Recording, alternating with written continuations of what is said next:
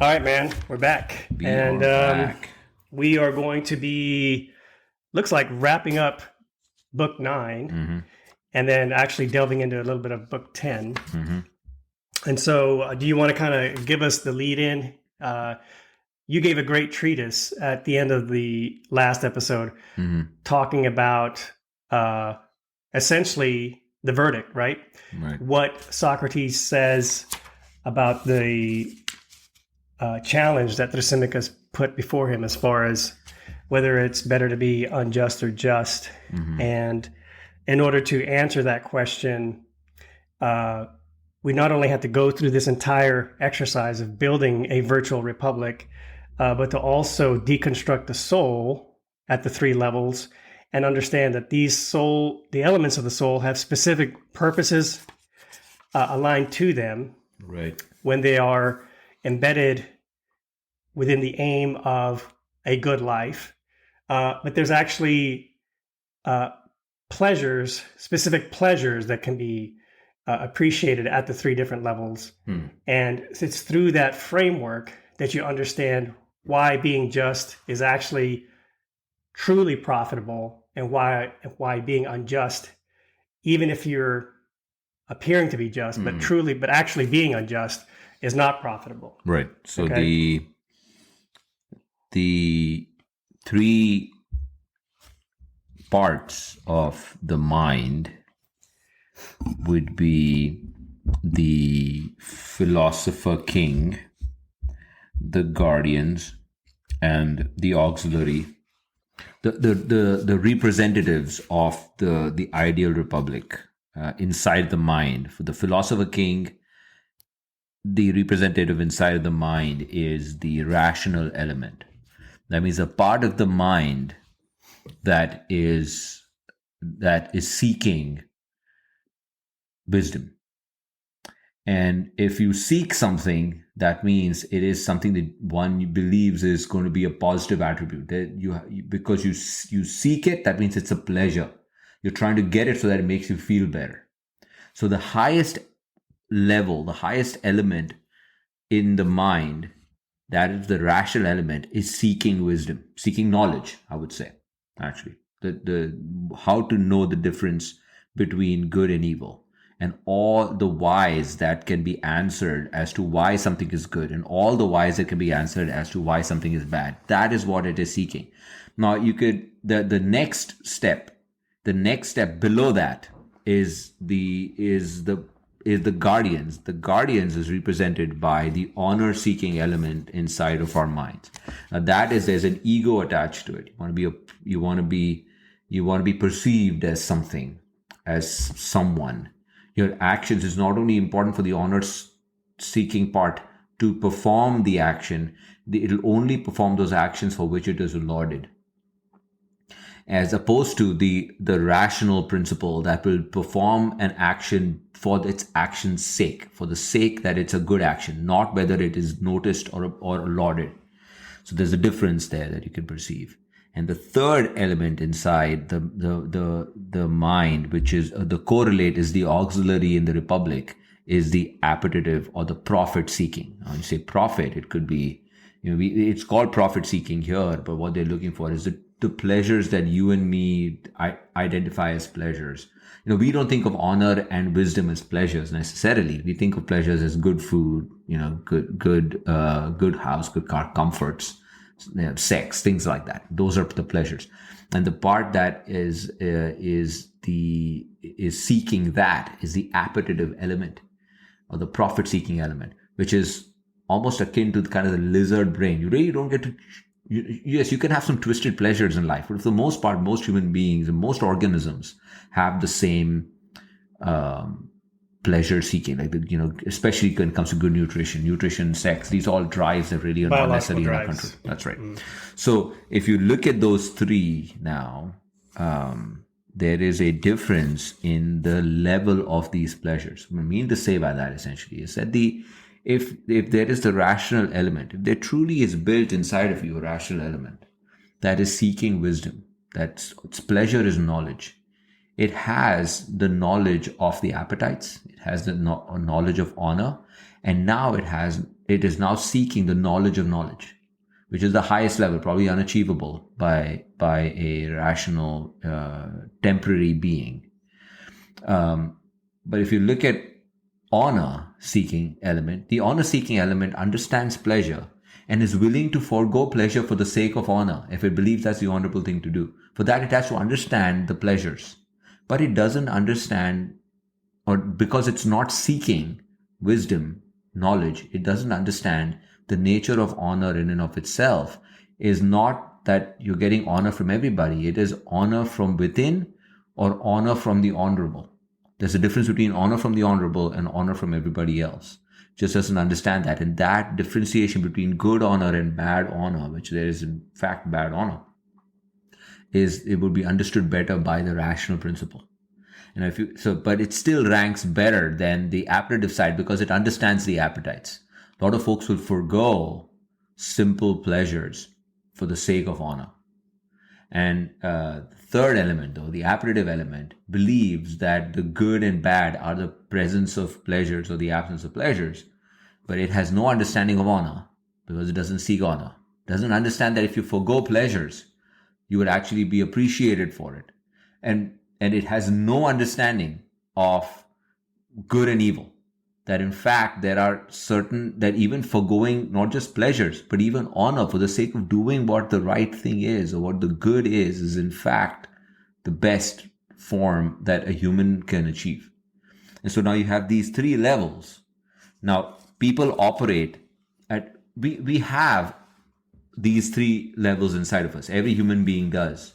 It's just that it's lopsided. In most of us, the appetitive element, which is the largest part of our mind and is part of the sub-mind, the lizard mind, which is from a very early age, we have access to that part.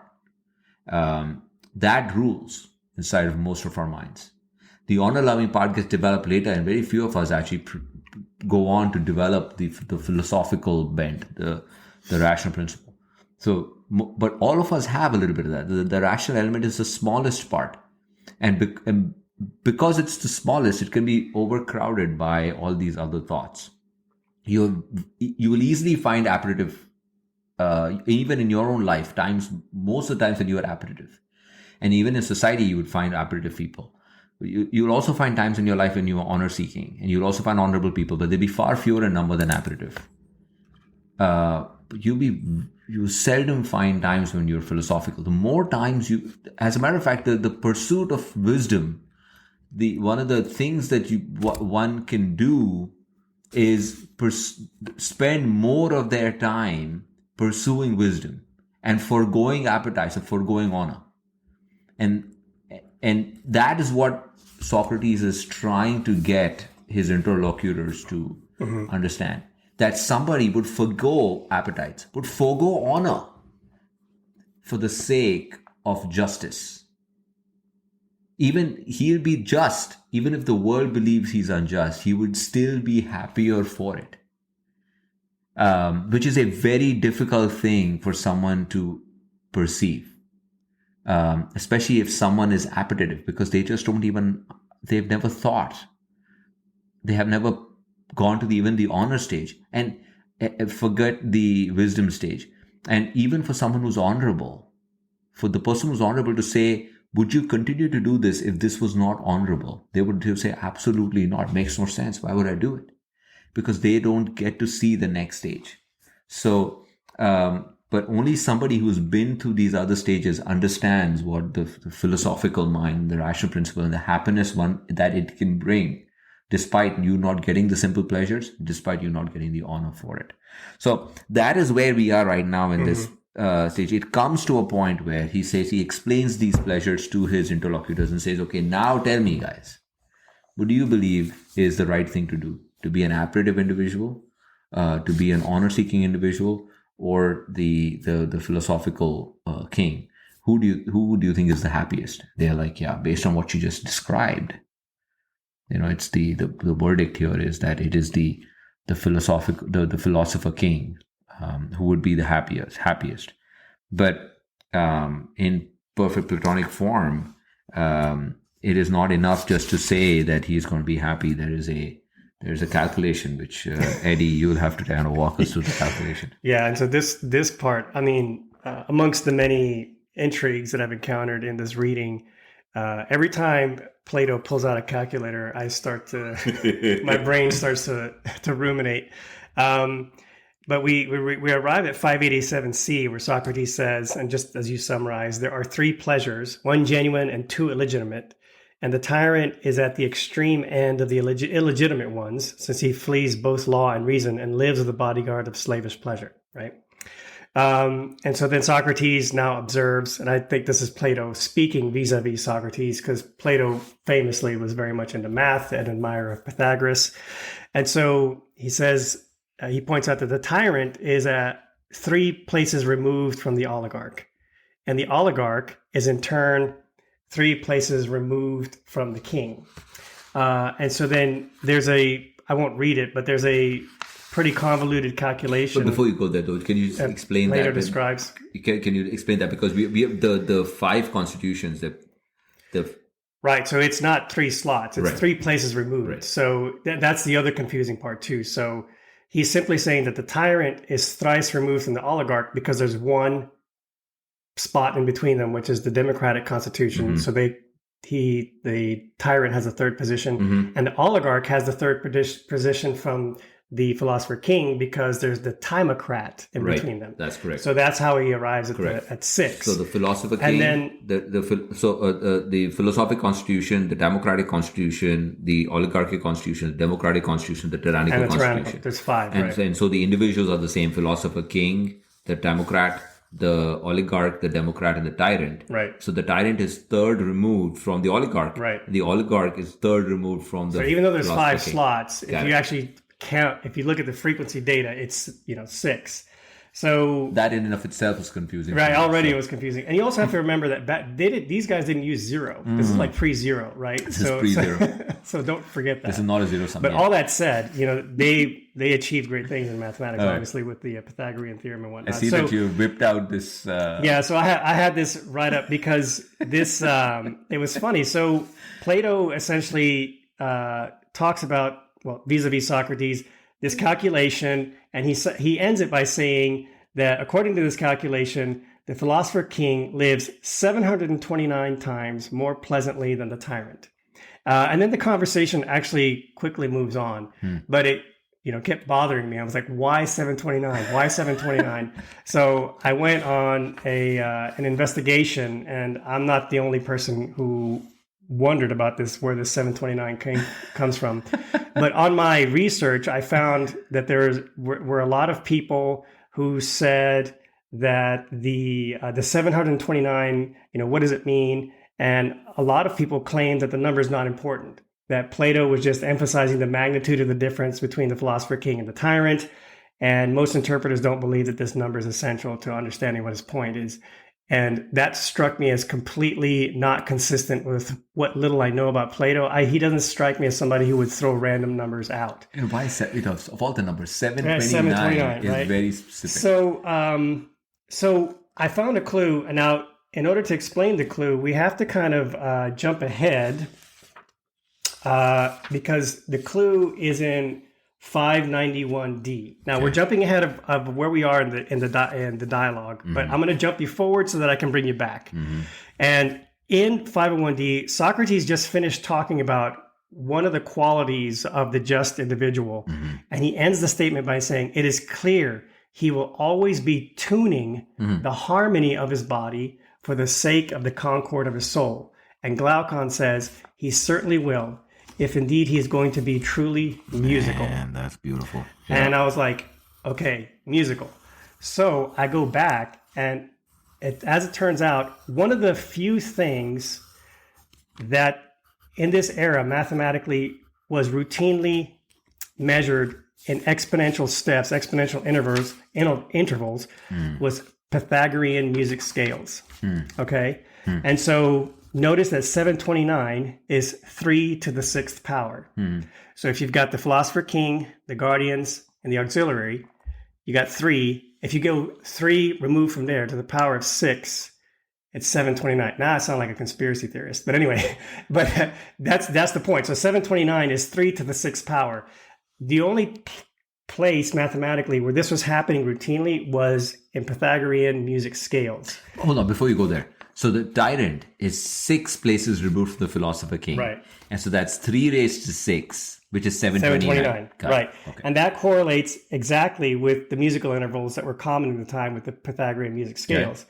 So 3 to the 6th.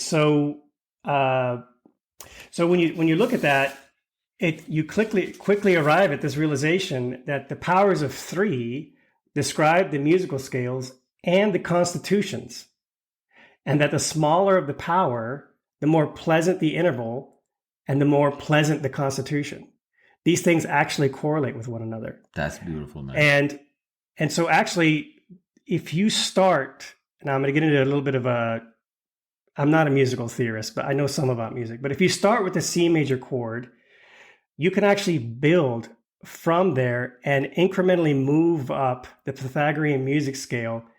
And it sounds crazy, but you could actually play the chords that correlate to these constitutions if you follow the mathematics, wherein you have the philosopher king as 1, the guardians as 3, and the auxiliary as 9, the timocrat as 27, the oligarch as 81, the democrat at 243, and the tyrant at 729. These are actual musical scales. Wow.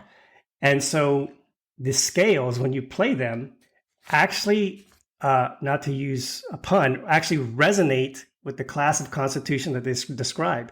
So when you play the root scale, the home scale, the philosopher king, the origin, the unison scale, you get this harmonic and very full sounding chord. It sounds good. Yeah, okay. It sounds pleasing. It sounds virtuous. I mean, there's really no other way to describe it. It sounds whole. And I like to use the word full because they also talk about, the fact that these 3 levels of appetites, the highest level, the medium level, and the lowest, that there's different degrees of fullness that you can achieve. And the fullest you'll ever achieve is when you are satisfying the highest drives, the rational drives. So democracy sounds epic. It sounds a little bit more militaristic. It has kind of this sort of distant battle kind of vibe to it. And oligarchy has sort of a shimmering, rich sound when you play it. Democracy now is when things start to get a little bit ominous, because democracy has sort of a contentious, unstable energy in the chord, the way it sounds. And then obviously tyranny is the one that stands out the most because it's completely disquieting. It's dissonant when you play it. So what I did was I basically played the chords that correspond to the Pythagorean music scale using these root 3 to the appropriate power. And this is essentially what you get. And I'm going to try and play this on my phone, and hopefully it picks up on the mic. Aristocracy.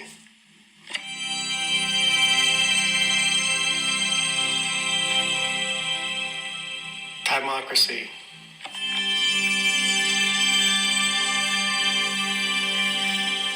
Oligarchy.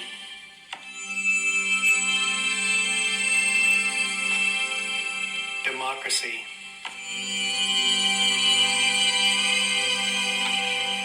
Tyranny.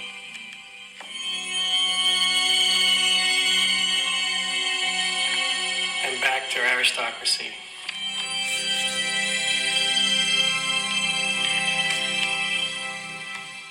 So my mind was blown when I read that. And what's funny is that in all those chords, the root note does not change. Wow. So what you're seeing is an audio representation of the dissonance between truth and tyranny when you play that last chord. That is the definition of temperance inside of a constitution, when there is perfect harmony of the 3 elements. That is, the rational principle is ruling, the guardians are enacting, and the auxiliary are producing. And so that harmony is is present inside of a philosopher king. Right. And inside of that constitution. Right. And it's literal harmony. And notice that they talk about harmonics as something that they felt was going to be crucial to the training of the philosopher king. But there's one last little level to all this, and we got to go back. Do you remember when they were talking about the training of the guardians? Yeah. And they spoke specifically about there's two modes of music that the warriors, that the guardians should listen to. And the two modes were Dorian and Phrygian. Okay. Now, I'm going to play you a snippet of a song. I'm going to play you a snippet of Radiohead's masterpiece called The Pyramid Song. And in fact, this is a song that I should have included back when we were talking about music. This song is an F sharp Phrygian. And I'm just going to play the beginning of it. And then I'm going to explain to you why Phrygian mode music would be very important in this kind of republic.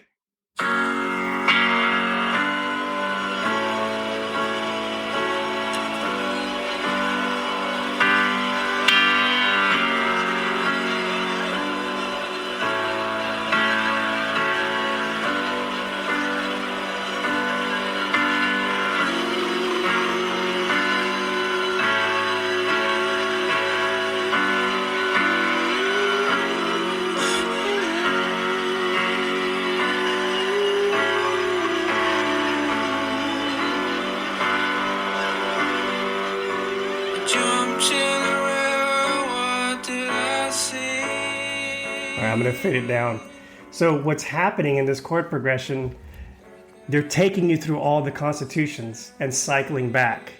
Phrygian mode does that, okay? Phrygian mode takes you to tyranny and back, takes you through oligarchy, democracy, and tyranny and back. That's how it gets the Phrygian sound. When you listen to Phrygian music, it's a lesson, bro. It's telling you, remember who you are. Remember what you're guarding against. Remember the truth. That's how you see it. If all you hear is sugar, pop, harmonious chords, that's all you know. But remember, the reason that the philosopher can appreciate everything that the tyrant knows and the timocrat knows and what he himself knows and no one else can is because he's familiar with their realm.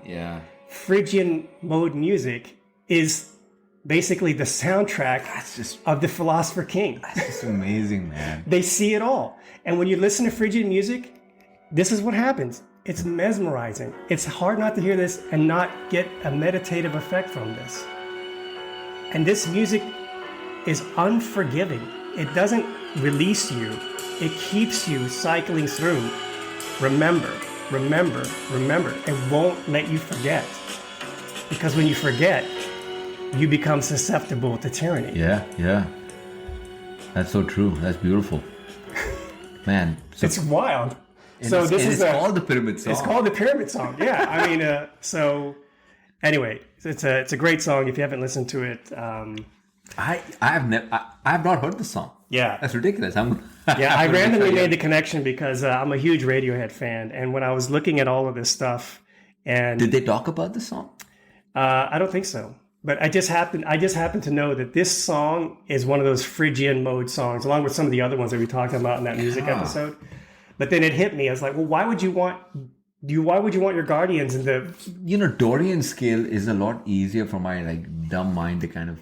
So Dorian actually doesn't get as negative. Dorian Correct. Dorian like is a little music. lighter. So Dorian is going to be like, it bounces to democracy and back to the king. Yeah. And that makes sense. Yeah. What's the warrior need to know? Yeah. Well, needs to know how to fight. Right. Needs to come back home and be in alignment with the philosopher king. And I don't think we explored Phrygian back then. We explored Dorian. No, we didn't talk about Phrygian. I know we did, but we didn't explore it as much as the Dorian. No. Well, Dorian speaks to you. Right. Dorian speaks to everybody. Right. Well, Phrygian does too, but Phrygian sort of sets you into this contemplative state, unlike any other kind of music. I'll tell you though, that for me, I'm not musically bent that way, right? I'm saying compared to you. So I can see how you would say, now when you tell me that that's what's going on, I would go back and appreciate it. Yeah. But if you were to just make me listen to that song, I wouldn't think of it. You're like, what the hell is this? As a matter of fact, I wouldn't have said that's a great song even, because now that you told me this, my goodness, I want to spend more time listening to the song. Yeah, have a second listen to it, and Wow, man, I should get my musical, I should get playlist recommendations from you, man. You should. Okay, well that explains the 729. Right. So 3 to the power of 6. And it turns out to be a Pythagorean music scale. So that's the other thing too, that I think readers should keep in mind is Plato's thinking on multiple levels. And I think he's weaving in little elements here and there. And I think one of the reasons why he does throw in calculation is has to do with something he talks about later on in this dialogue when he starts talking about why why appearances are problematic and why you should be very skeptical of the part of your body that chooses to decide something is big, for example, and ignore the measurement. So it's clear to me that he has drawn an inextricable link between rationality, even to the point of numeric, mathematic rationality, and linking that with virtue. So after this discussion about how many more times, how do I say this? How much more pleasurable the philosopher king's life is than the tyrant. They start talking about, another way to look at the individual, right? In terms of critiquing, right? Because justice versus injustice. Now you could say, because here's the this is so beautiful, man. Now that you walk me through the auditory version of the argument, there's a visual version of the argument. Because prior to this, there was a rational version of the argument. Yeah, man. This part Socrates. The calculation, I think that was Plato. Yeah. But this is Socrates'. This is the visual, right? The visual. Such a strong visual, just like the auditory one, this is just beautiful, man. The auditory one is just beautiful. My mind is blown. Give me a minute in order to kind of collect my thoughts. But he's going to underscore the argument by creating a visual argument now. He's saying, okay, these three parts of or these three pleasures that we described: the appetitive pleasures, the simple pleasures, the lizard brain pleasures, that are multifarious, multitudinous. The largest part of your mind is these pleasures, the seeking of these pleasures, the largest part of your mind. The part of your mind that is seeking these pleasures is the largest part of everybody's mind. There are many. There's many roads to the. Right? It's the multiform beast, yes, right? Multifarious, right. Multitudinous. Immeasurable pleasures in life, and that's our life, right? There's so many things we cannot. If you were to ask me to count down how many pleasures there are, I would run out of sheets of paper. That is one part. The second is the honor-seeking part, which is it's honor in and of itself is not really multifarious. It is conventional. It's based on what you or society believes to be the right thing to do. That is the honor-loving part, which is the second pleasure. And the third being wisdom or knowledge, which is actually not conventional. It is the seeking of the truth. There is no other versions of it. Honor can be good and bad. They can be dichotomous. There are many different ways of getting to honor as well. Obviously, less multifarious than the multitudinous beast, but honor in and of itself, it is not really a choice. The choice only is, should you be honorable or not? And for the honor-seeking person, that choice doesn't even exist, right? Just like for the multifarious, multitudinous pleasure, there is no choice of following it or not, really. When you are inside of it, the tyrant really doesn't have a choice to not be taken in by pleasure. The honor-seeking person has no choice on whether to be honorable or not. They just have to. They don't have that choice. And what is honorable is not decided by them. It is decided by convention at large. The only person who has choice, really, is the philosopher king. To not in the sense that they can choose to follow the path that leads to wisdom, but not to follow the path that leads to pleasure, not to follow the path that leads to honor, if those paths are not in the same trajectory as wisdom. So the only choice lies in that. So now you have this person. So how would that look on a visual representation is what they're trying to show. So he says, okay, because the question at hand is still whether the person who is a tyrant but is believed or looks like someone who's just, would this person be happy or not? Okay? Compared to somebody who is just but doesn't appear to be so. Right? So he creates the visual. The visual here is, he says, take this, create inside of your mind a beast that is multifarious. It has many heads, many arms, many claws, many tails, many bodies. It's a chimera. And you create this chimeric beast.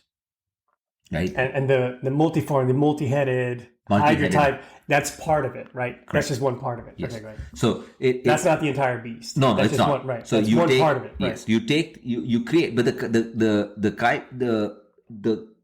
chimera is defined as which is a piecemeal, which is actually a beast in Greek mythology. A chimera, multifarious heads, head of a snake, head of a horse, head of all of these different. Some of these beasts are tame. Some of these beasts are dangerous. Some of these beasts are venomous. Some of these beasts are how do I say?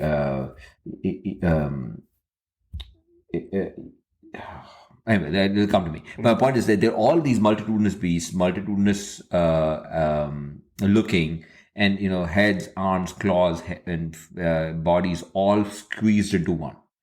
That represents the appetites.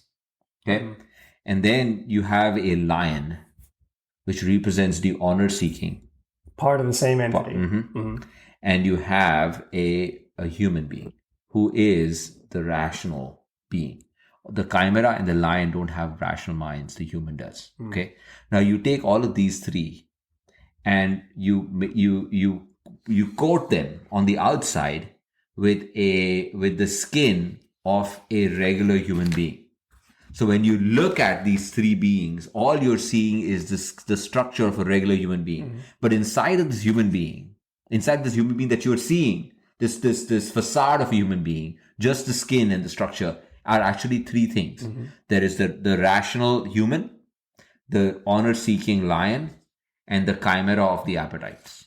Now, of the three things, the chimera is the largest, biggest, most hideous, uncontrolled, where each of these heads are kind of eating the other heads. There's this big fight that's going on, and the lion is the second largest, and strong and a strong presence. But the human is actually the weakest. Right now, inside of this human that you are seeing, all of these three things exist. Now, if you have a tyrannical soul, a tyrannical mind, this person that you're looking at, this skin structure you're looking at, inside of that mind, that the tyrannical person, the chimera and the lion are engaged in a fight, and the human is basically just cowering. The human has you cannot tame the lion, definitely cannot tame the chimera, and the chimera and the lion are just constantly going at each other, right? The chimera actually will win for the most part because it's the largest, most multifarious. That is the soul of a tyrant. It may look to you just to be a regular human being. You would not be able to tell any difference. He's walking around, talking and behaving just like anybody else. But inside of him, this chimera rules. Yeah. I mean, it's a tormented slave. Completely. Right? To this multitudinous beast, there is no ruler inside of it. Even this beast turns on itself. This chimera turns on itself, right? And this person is walking, talking, acting in regular day-to-day life, and you would not know what's going inside of his mind. Inside of his mind, it's just a torment. There is no ruler. They're constantly being shifted here and there by appetites. Their honor-seeking part is being taken over by the appetites. But that's the fight. The rational mind has no role in this place, right? And then you have a similar-looking person, the same skin on the outside, but inside of them, the rational principle has tamed the lion, and the lion holds the chimera in control. That person on the outside looks just like this other person, but is a just constitution, a philosopher king, right? So if you were to ask, right? So if you take these two individuals and these individuals are operating in the day-to-day world, it turns out the one who has the chimera that is ruling inside of him holds high office, is born into a wealthy family, has, because of that, because of his pursuit of pleasures, is able to hold constitutions, hold office, be able to participate in contracts, both social and personal, that are leading to money and influence, as opposed to the constitution in which the human is tamed the lion, who's then keeping the chimera in check. That person is born into poverty, is seeking wisdom and foregoing honor and foregoing appetites, and has nothing really to show for himself. You look at these two individuals now from the outside, you can't see what's going on the inside. They look just human to you. And ask who appears happy. Most people who could just look at it, have no further idea, would say that the person who's the tyrant is happy. He appears happy, he looks happy. The other person looks impoverished. But if you were to look inside, if you look at it from within, you realize that the chimera, the constitution which the chimera rules, is tormented, is unhappy. And the body in which the rational element rules, is 729 times happier. Mm-hmm.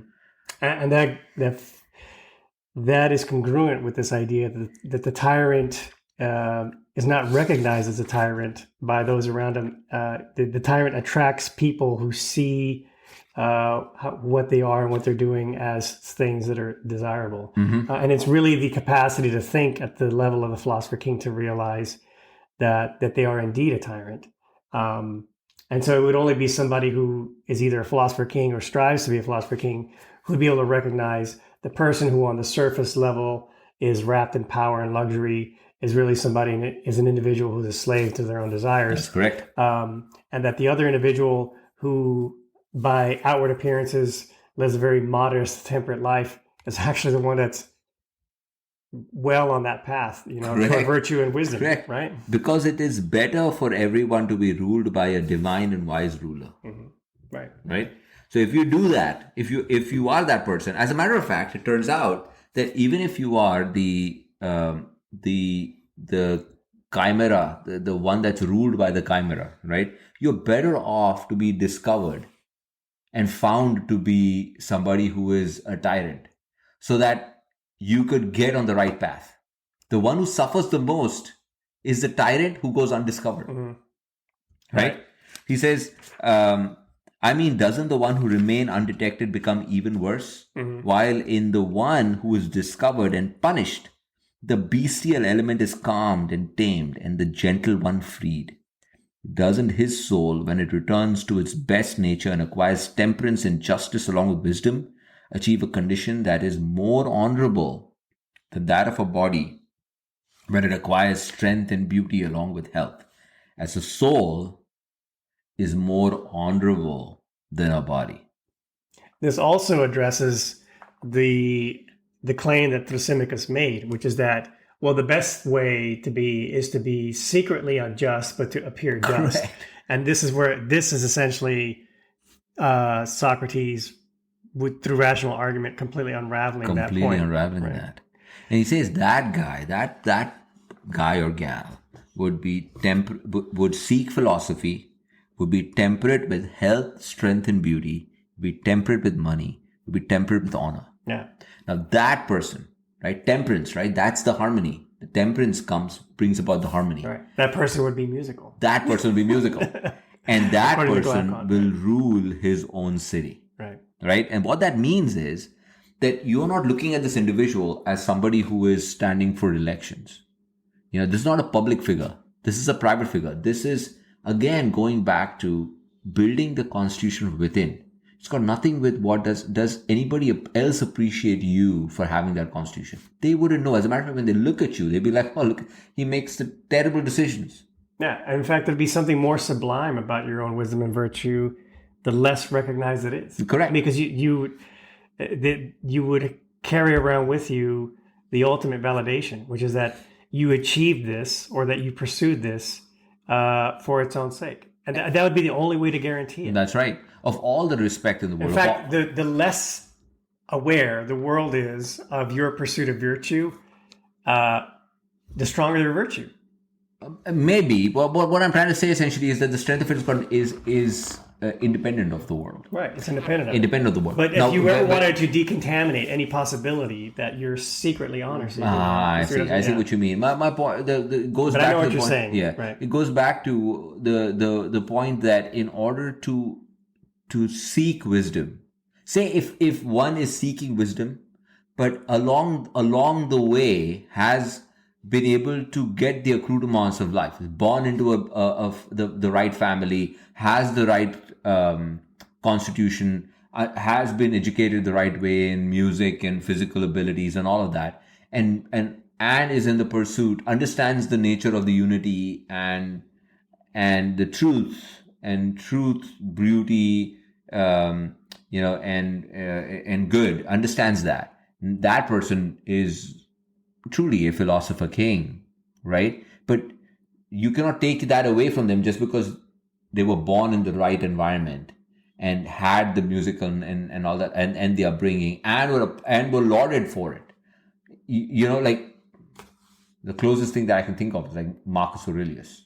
Right. And that's the example that comes to my mind. Correct. But so you cannot take that away from that. If I was in that situation though, if I was truly being honest with my own introspection, I would have to say I can't completely eliminate that possibility, that the fact that there is honor associated with it. Yeah. So it would be, I'm not saying that this completely nullifies it. I'm just saying that is a consideration. Honor becomes an unnecessary distraction at that point. I get your point. Yeah. But if you think about it, unfortunately, even for us to come up with an example, if you have to think of a very tormented individual like Marcus Aurelius. He was a tormented individual because of this reason, because honor came naturally to him because he was the emperor. But inside of his mind, when you read the meditations, it is the pursuit of wisdom. He wore that crown of emperor with much trouble because he kept guarding against this pursuit of honor. Right. He never lost his temperance, right? There was a modesty to his approach, you cannot be modest when you're the emperor of Rome. You cannot be temperate when you're the emperor of Rome. Because you see, the office puts on you this grotesque... I think you can be temperate. I think your temperance will exist on a different scale. But I think you can be. Because you could have easily been a tyrant, right? Well, I see what you mean, but again, temperance and tyranny is, what you're saying is... A tyrant can't be temperate. Correct, I agree with you. Right. But, but you can be temperate but not be a philosopher king. Temperance is hard to achieve, but wisdom, you have to have all the virtues. You have to have courage, temperance, wisdom, you got to have all of them, right? So my point is that because he held a public office, he was more troubled. You see what I mean? Right. He had a complex landscape of obstacles, challenges, temptations. Right. Obviously, that's all. So in fact, his temperance had to have been like above and beyond the average individual's temperance. But if you ask I believe that if you were to ask him, right, based on at least if you read the meditations, he would have chosen a simpler life. Yeah, I think so too. Yeah. You see? So coming back to it, this goes to show that the reason to know all of this, or to understand the nature of justice, to understand the nature of the philosopher king, is so that you rule your own city. Mm-hmm. At least you are not giving in to the chimera.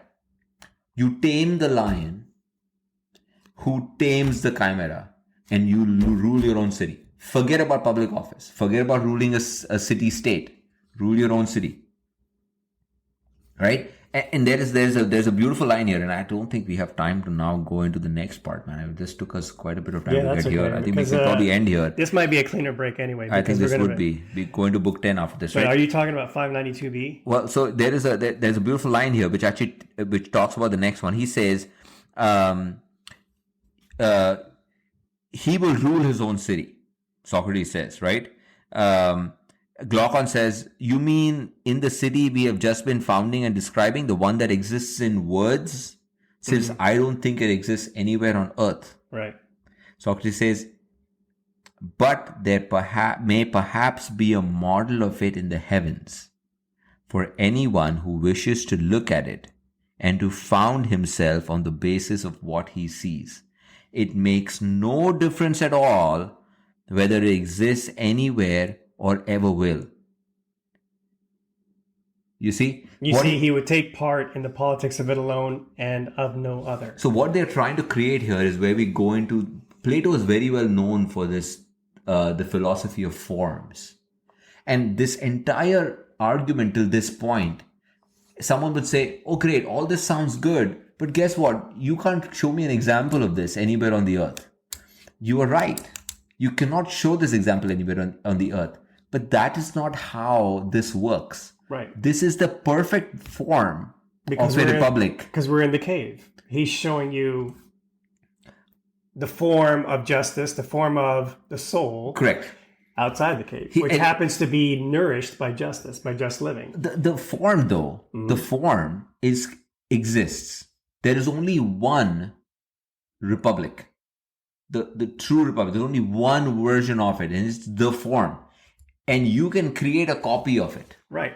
And whatever you create is not going to be the republic. Right. It is going to be a version of it. And as we see, as we go to the next chapter, in chapter 10, it won't be an exact replica. It'll be an imperfect replica of that. But just because it doesn't exist in the world today doesn't make it any less relevant. It exists as a form. You see, I think Plato gets this philosophy of forms gets challenged quite a bit. But I don't think that if you read the philosophy of forms, if you read just chapter 10 in isolation, I think you would be led astray. Again, we have taken the long way of kind of figuring out how does he get to the philosophy of forms in order to explain the perfect republic. Right. And it exists. Right. It exists. And I firmly believe you live your life in a way that what you're doing is you're making yourself a citizen of the republic. You can do that. Correct. That's the point he's trying to make. The republic, not a republic, right. The republic. No, yeah, of course, this republic. So this might be a good place to end because now we're going to go into book 10. And we're going to indict the poets and the painters and evict them from the city.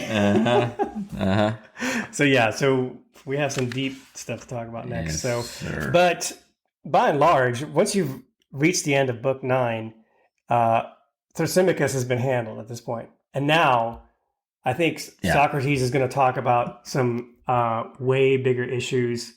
So we're going to be talking about not only poetry and art and the role in the city. Has been handled. I like it. Unfortunately, though, as we have seen, Thrasymachus wins. Right, Thrasymachus wins, practically speaking. Yeah. But in the realm of forms, he did not. Yeah, this argument. But we'll just end it here, and then we'll pick up with book 10 on the next episode. Yes, sir.